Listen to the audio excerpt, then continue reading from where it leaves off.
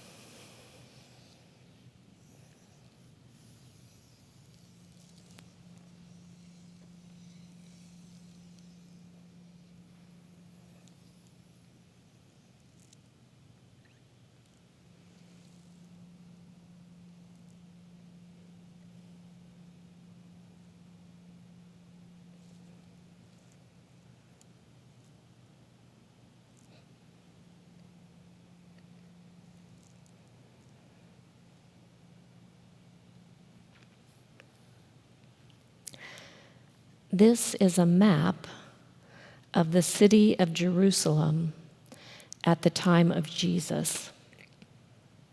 Jerusalem was already an old city by then.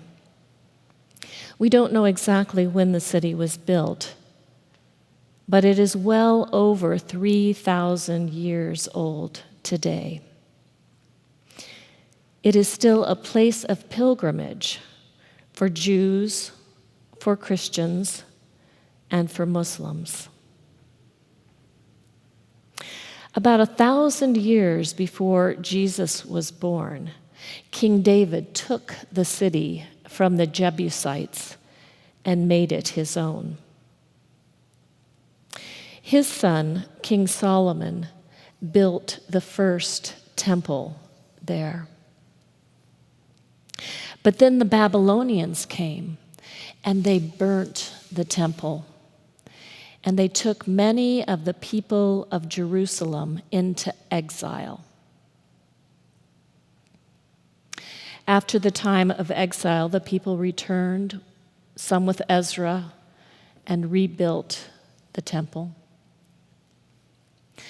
The temple was rebuilt again and enlarged by King Herod.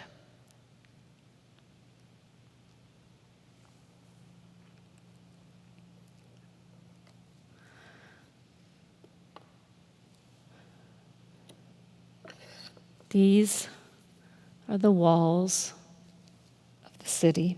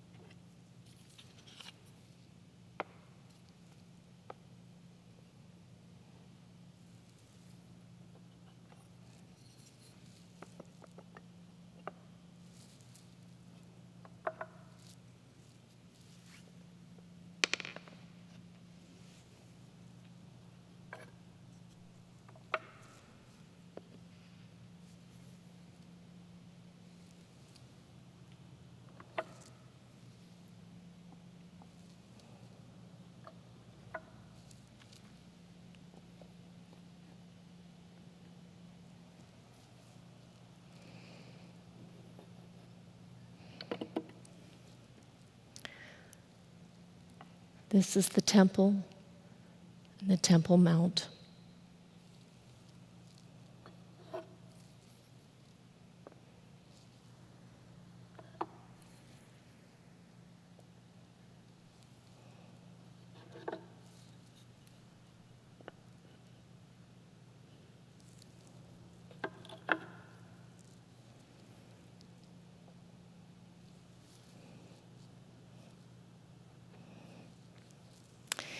Here is the upper room, or at least as close as we know after all these centuries.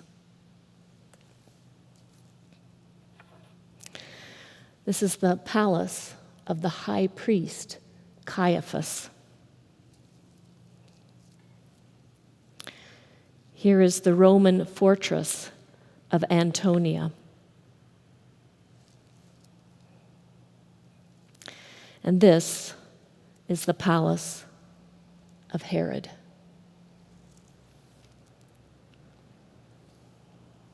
To the east of the city runs the Kidron Valley.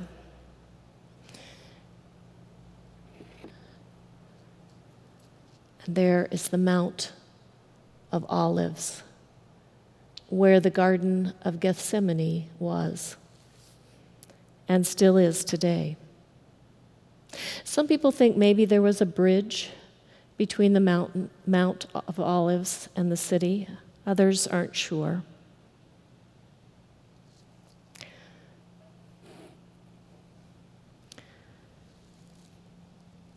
Here is Golgotha, the place of the skull, where Jesus was crucified and died.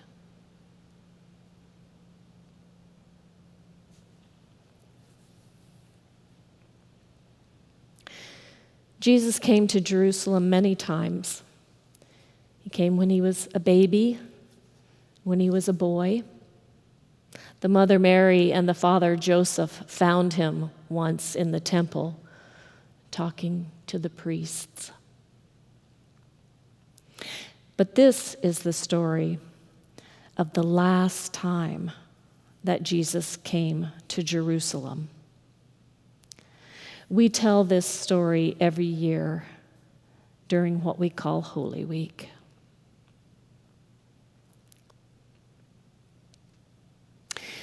Jesus and the disciples would have come from Galilee following the winding Jordan River.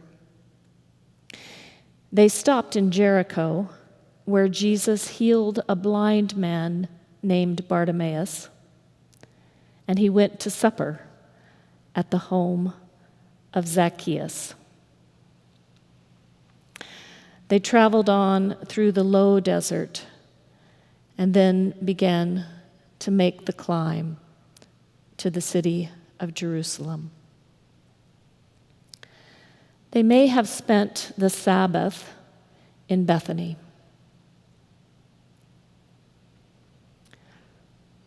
On Sunday, Jesus sent 2 disciples into the city before him to find a donkey for him to ride into the city. They probably entered in through a southern gate to the pilgrim route through the oldest part of the city. Some people saw Jesus riding the donkey and thought maybe he was the Messiah. So they cut down palm branches and waved them. They laid their coats on the ground before him and shouted, "Hosanna! Blessed is the one who comes in the name of the Lord. Hosanna." Other people were just setting up their shops, fruit and cheese, wine and bread, on rough wooden tables. Jesus and the 12 climbed the limestone slabs that formed a street of steps up to an open place where they probably left the donkey. And then they entered the temple to say their prayers. They might have gone in through the double gate or through another entrance. They would not have gone through the triple gate because that was only for the priests to use. They entered the court and then went into the temple itself to say their prayers.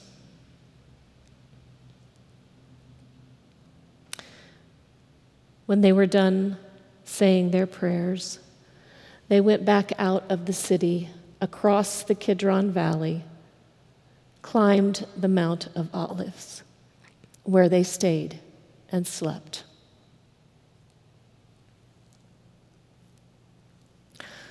On Monday, they went back into the temple, and Jesus probably joined the other rabbis in the court of the Gentiles along the southwest wall and taught people there. That evening again, they crossed the Kidron Valley to the Mount of Olives to sleep.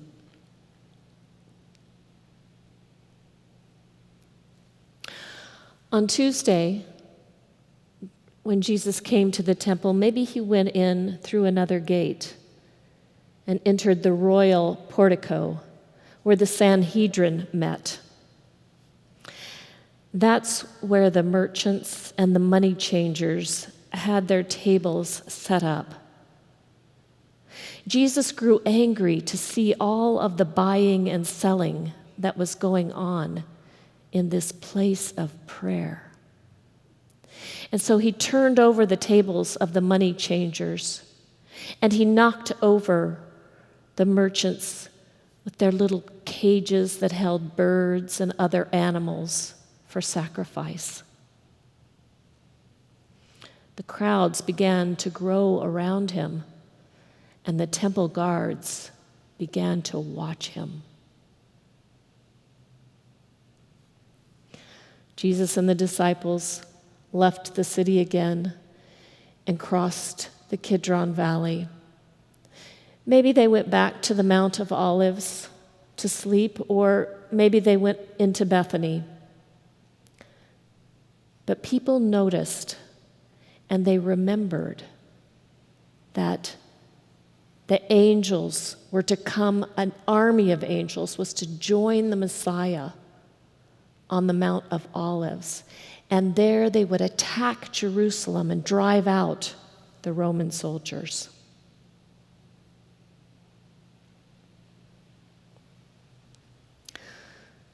On Wednesday, Jesus and the disciples were back in the temple, preaching and teaching, and the crowds around him grew and grew, and the guards began to plan how they would take him.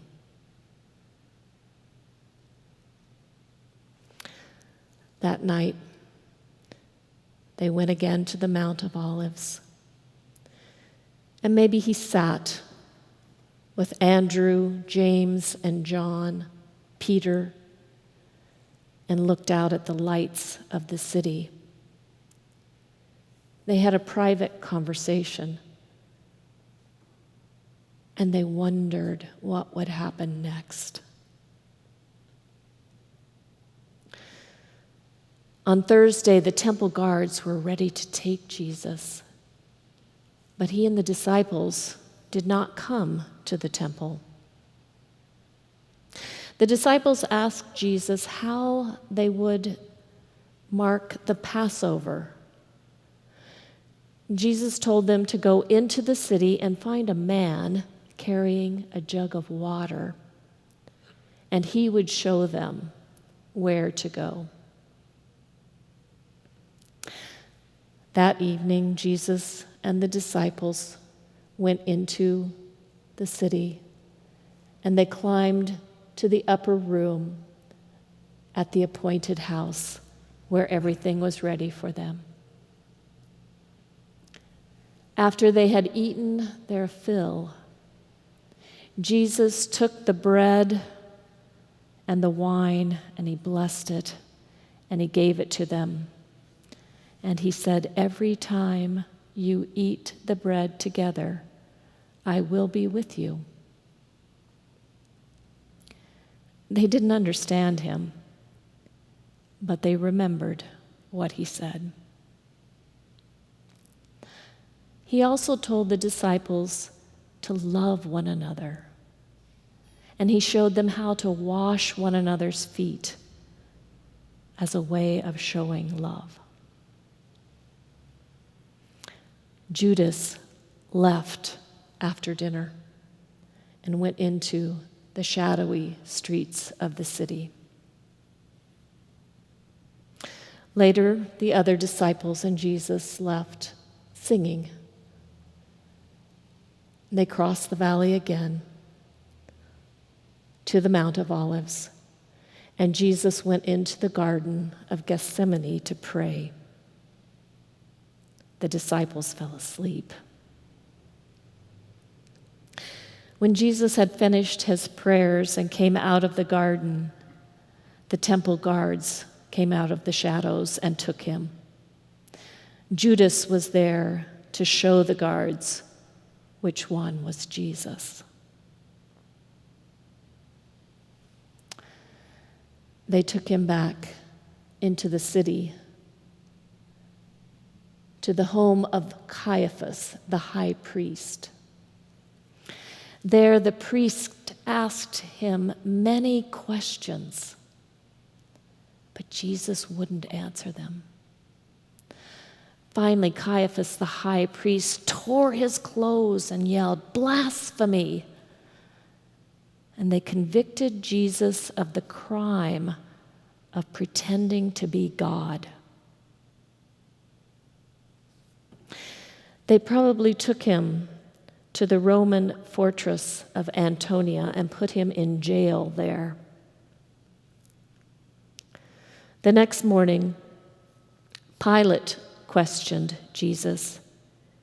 He asked, "Are you the king of the Jews?" Jesus said, "You have said so." Pilate didn't know what to do with Jesus. He sent him to King Herod. Herod's father had been the one who built the temple, but he had died about 30 years before this. Herod also questioned Jesus, but Jesus wouldn't answer him. Herod grew frustrated and sent Jesus back to Pilate. Pilate showed Jesus to the crowds outside of the fortress. There was a tradition to let a prisoner go free during the Passover. And so Pilate asked the people gathered, should he free Jesus or Barabbas? The crowds shouted, "Barabbas!" And so the soldiers prepared Jesus for the crucifixion. They took him outside the gates of the city to Golgotha, the place of the skull, and they hung him on a cross there, and he died. People still walk this route from where the Roman fortress of Antonia was. It's now a school.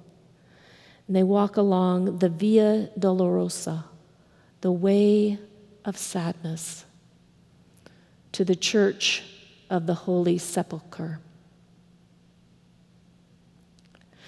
After Jesus died, they placed him in a tomb that belonged to Joseph of Arimathea.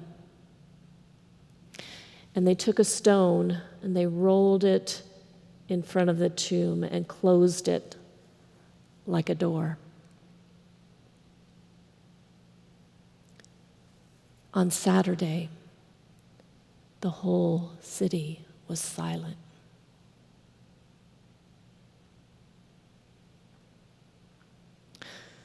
On Sunday, it was the women who came to the tomb.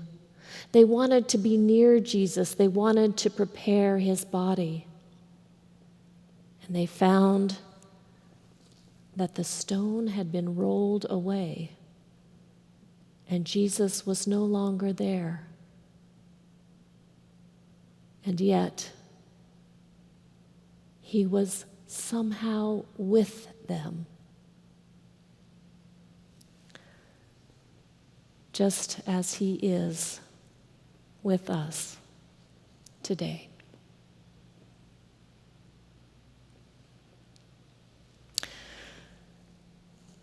Now I wonder what part of this story you like the best.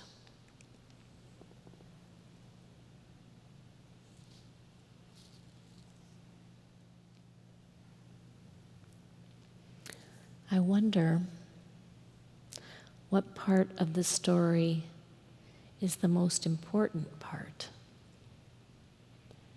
It could be the part that you like the best, or it could be something different. I wonder what is the most important part.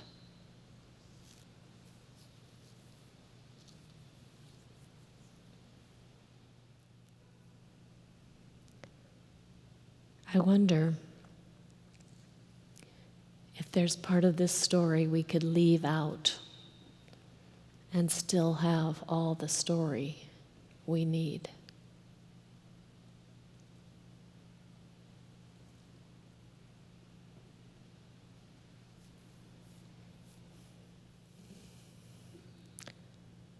I wonder if there's part of this story that's especially about you. A part of this story where you find yourself.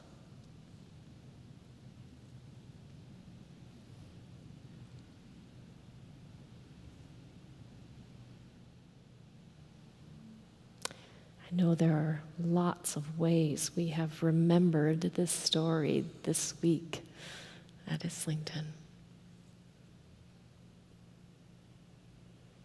I wonder if there are other ways we can remember this story.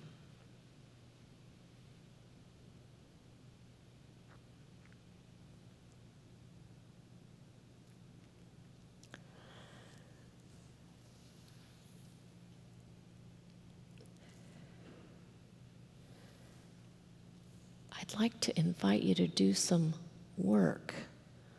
I wonder what kind of work you might want to do on this story.